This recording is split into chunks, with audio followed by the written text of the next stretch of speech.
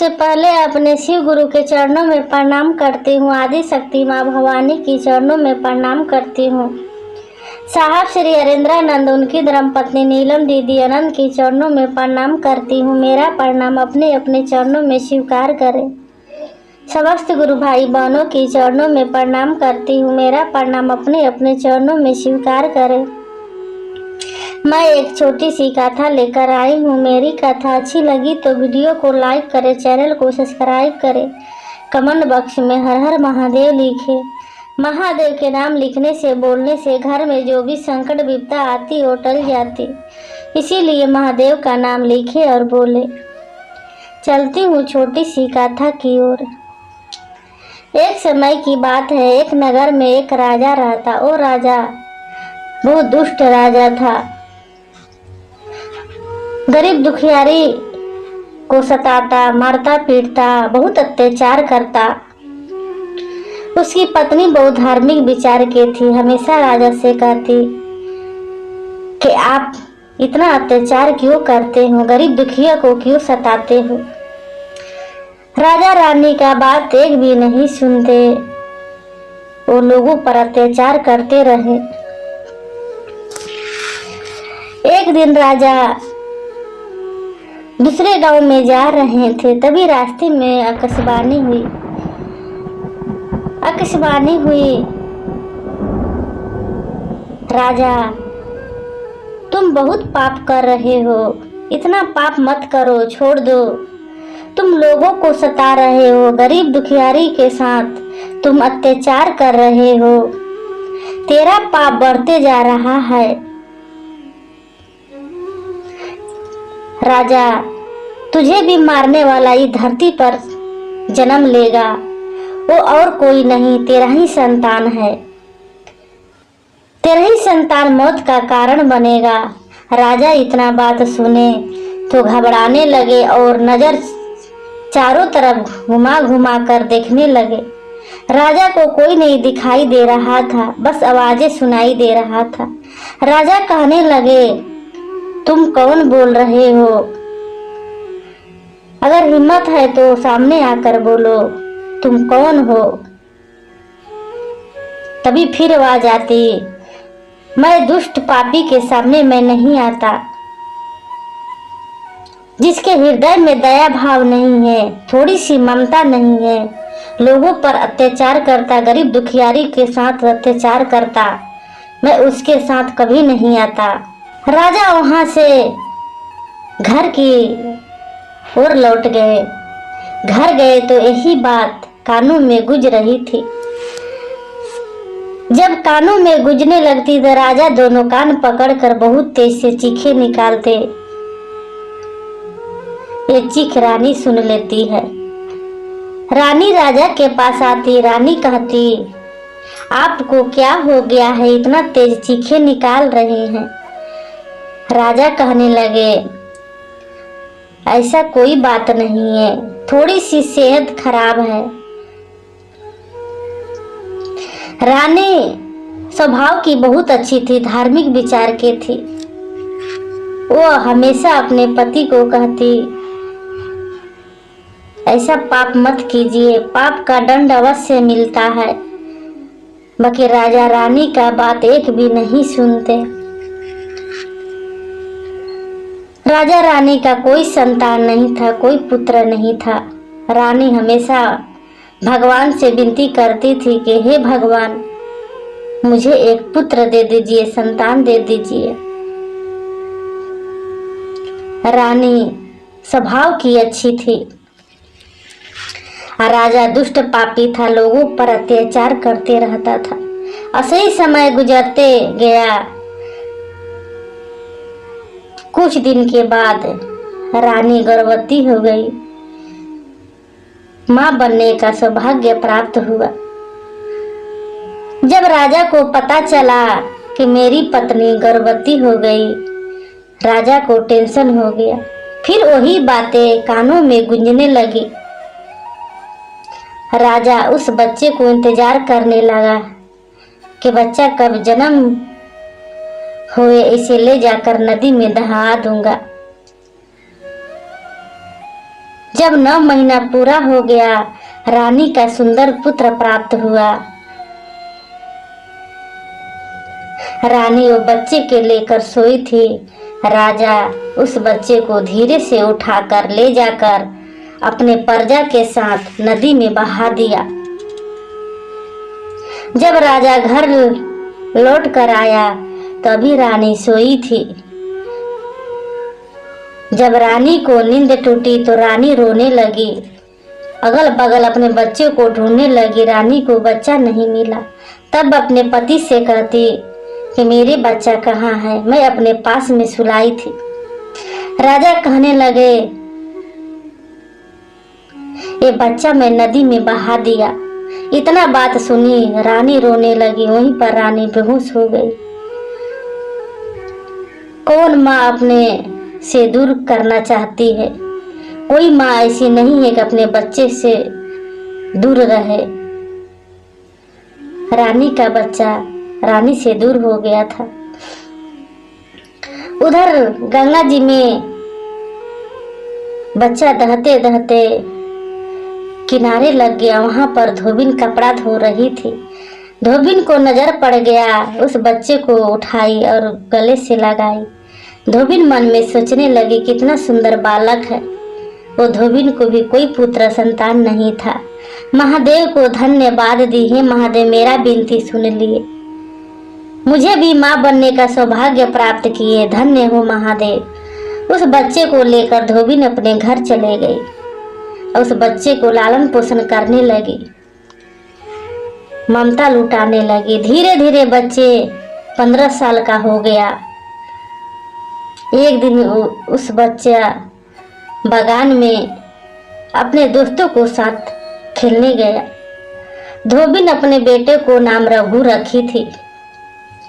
और रघु अपने दोस्तों को साथ कुछ बगीचे में खेलने चला गया। उस बगीचा में गया तो बड़ी अच्छी अच्छी आम लगी थी। वो आम के पेड़ पर चढ़कर आम तोड़ने लगा। उसी समय राजा आ गए। राजा कहने लगे किसका हिम्मत हुआ है कि मेरे बागान में आकर आम तोड़ रहा है। इतना बात रघु सुना, पेट से ही गुलेता चला दिया। वो गुलेता राजा पर लग गया। राजा कहने लगे अपने प्रजे से जाओ, जिसने गुलेता चलाया है उसको पकड़ के ले आओ, इसको जीवित नहीं छोड़ूंगा। राजा के प्रजा आम के बूटे पे चढ़कर उस रघु को पकड़ लिया और राजा के हवाले कर दिया। राजा उसे बंदी बना के अपने घर लेकर चला गया। जब घर गया तो रानी को नजर पड़ गया। रानी पूरी भर नजर रघु को देखते रही और उसके पास दौड़कर गले लगाई।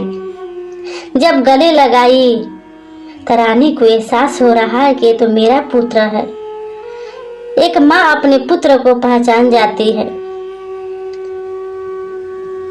तभी रानी कहती ये बालक को छोड़ दीजिए, बालक क्या किया है।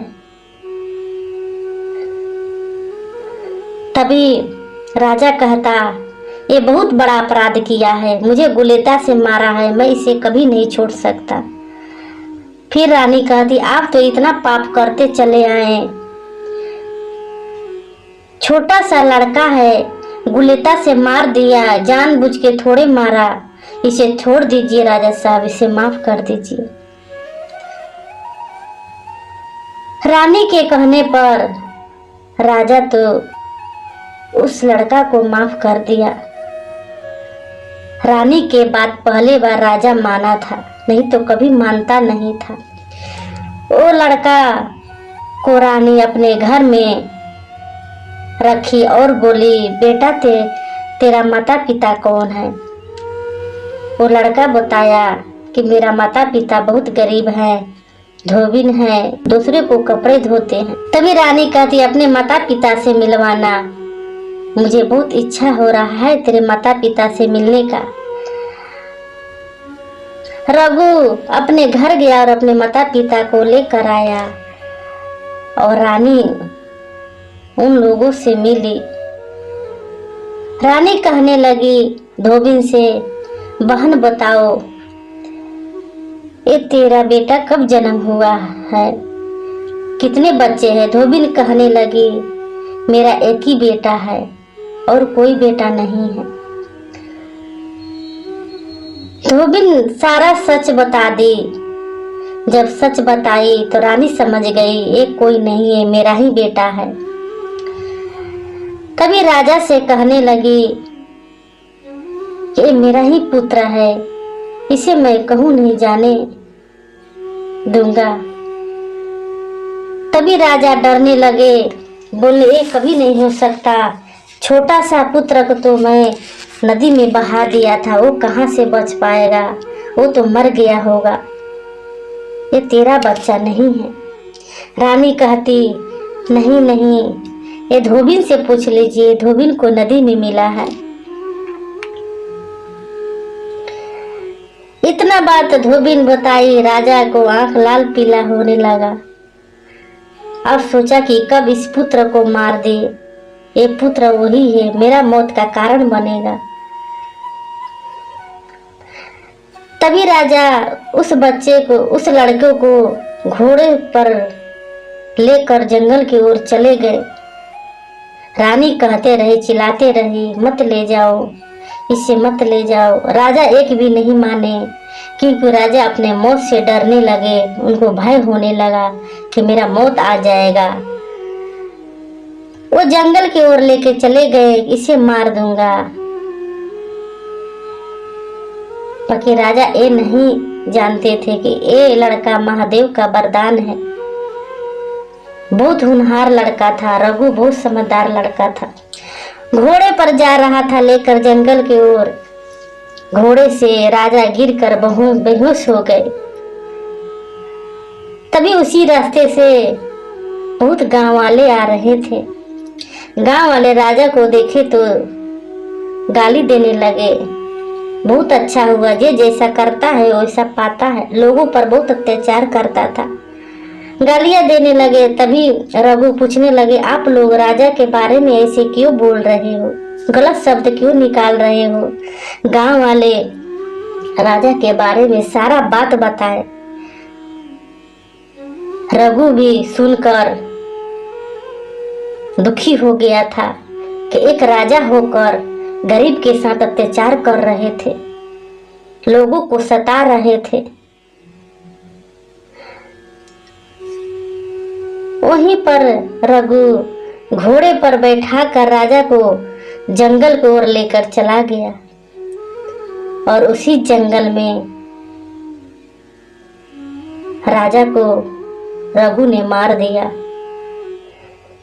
रघु भी सोचने लगा कि इस धरती पे ऐसे लोग का रहने का कोई अधिकार नहीं है कि एक के चलते हजारों लोग को तड़पा रहा है, मार रहा है, सता रहा है। इसे कोई हक नहीं है कि किसी के प्रति हमदर्दी नहीं है, प्रेम भाव नहीं है, दया भाव नहीं है, तो ऐसे इंसान को धरती पे रहने का कोई हक नहीं है। रघु ने उसी जंगल में राजा को मार दिया। मार के रघु घोड़े पे सवार होके अपने रानी का घर लौटा। रानी देखकर बहुत खुश हुई। रानी कहने लगी, राजा रघु कहने लगा, रानी साहब वो घोड़े पे जा रहे थे, घोड़सवारी पे जा रहे थे, तो रास्ते में राजा गिर गए, बेहोश हो गए, वहीं पर दम तोड़ दिए। रानी भी अपने मन में सोची, जो हुआ अच्छा हुआ। मैं आज से नहीं बोलती थी कि आप पाप मत कीजिए, लोगों पे अत्याचार मत कीजिए, ये नहीं मानते थे। आज इनको पाप का फल मिल गया। इधर रानी रघु को सारे जायदाद रघु का नाम कर दी और रानी और रघु साथ में रहने लगे। धोबिन के पति भी उसी महल में रहने लगे, एक साथ खुशी खुशी जिंदगी बिताने लगे। तो देखिए, ये जैसा करता है वैसा भरता है। हम आप हमेशा अच्छा करें। जब मनुष्य जीवन आया मिला है तो अच्छा ही करें, गलत ना करे। देखिए, अच्छा के अच्छा ही फल प्रदान होता है, बुरा का बुरा ही फल प्रदान होता है। हम ऐसा गलत ना कर बैठे कि अपने ही संतान मौत का कारण बन जाए।